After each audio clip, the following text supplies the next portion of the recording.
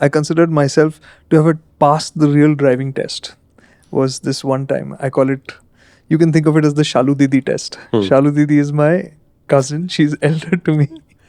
And she was like the toughest sister you could have, right?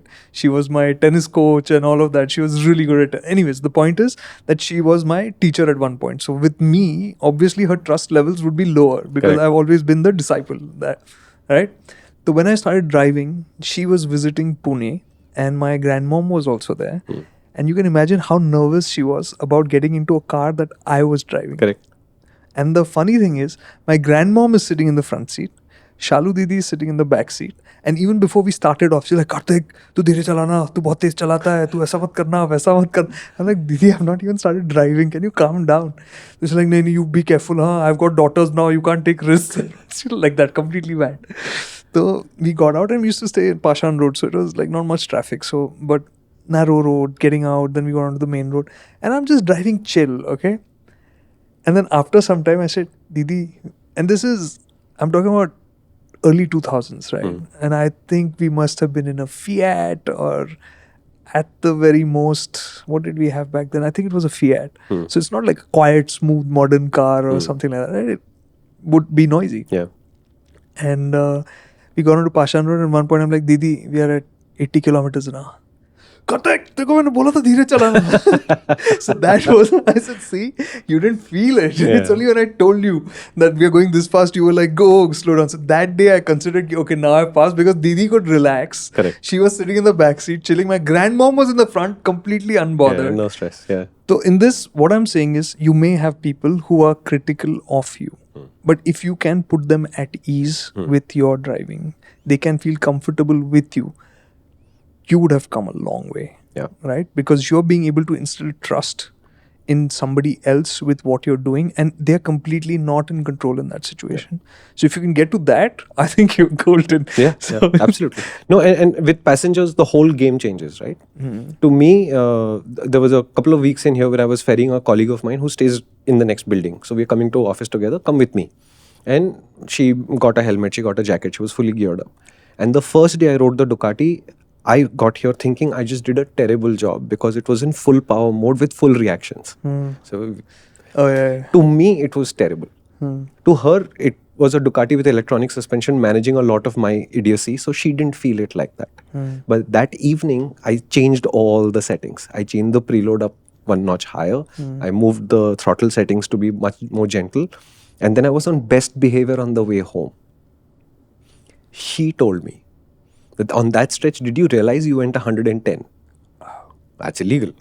I didn't do 110. She says, no, you did. I was watching over your shoulder. When did you see anything? I said, no, I felt completely comfortable.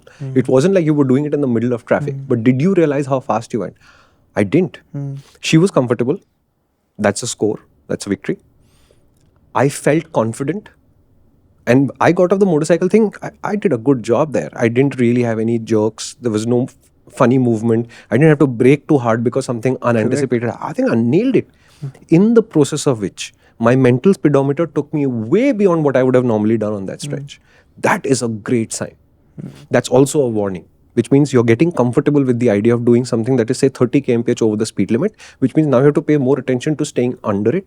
But being able to unlock that is a great thing. It's something that I want to discuss in detail on a podcast. But I think the ability to go fast is critical for you to drive slowly well. The other way doesn't work. You can't unlock going fast one day because you decided I want to go fast today.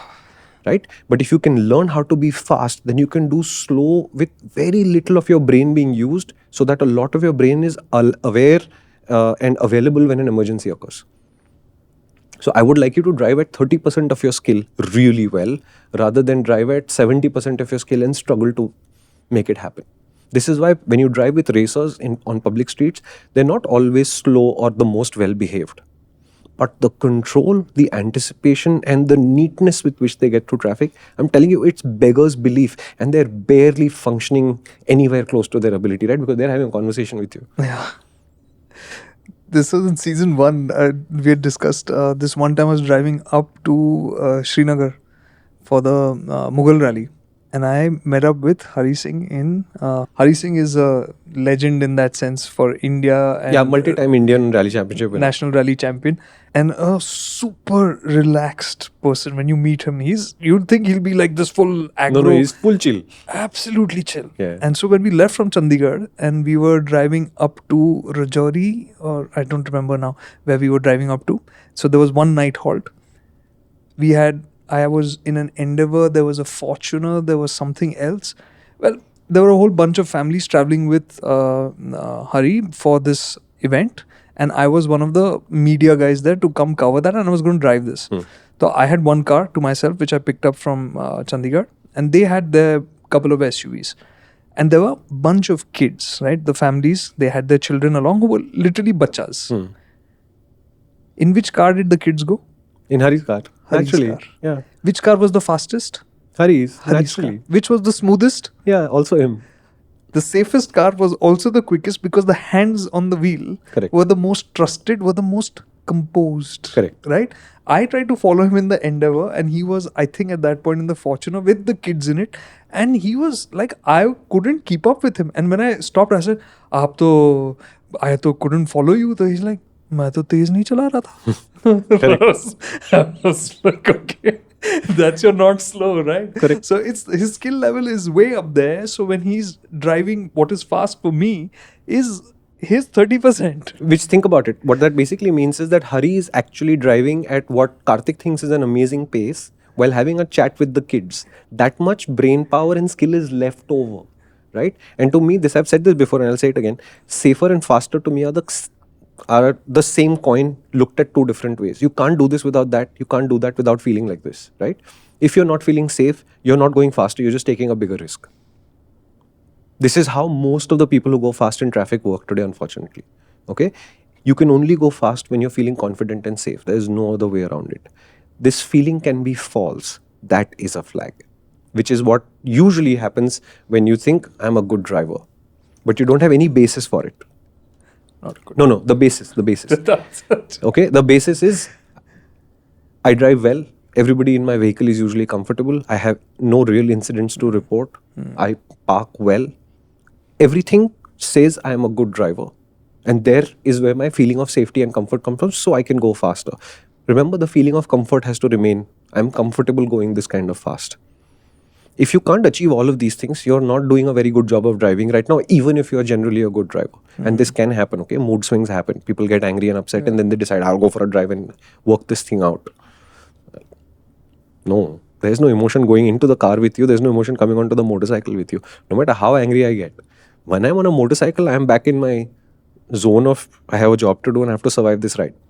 If you don't like opinions and opinionated people, then my recommendation is do not head to the MotorInc channel, because you're 100% going to get a clear shot at what we are thinking, and our hope is that it'll help you. So choose wisely.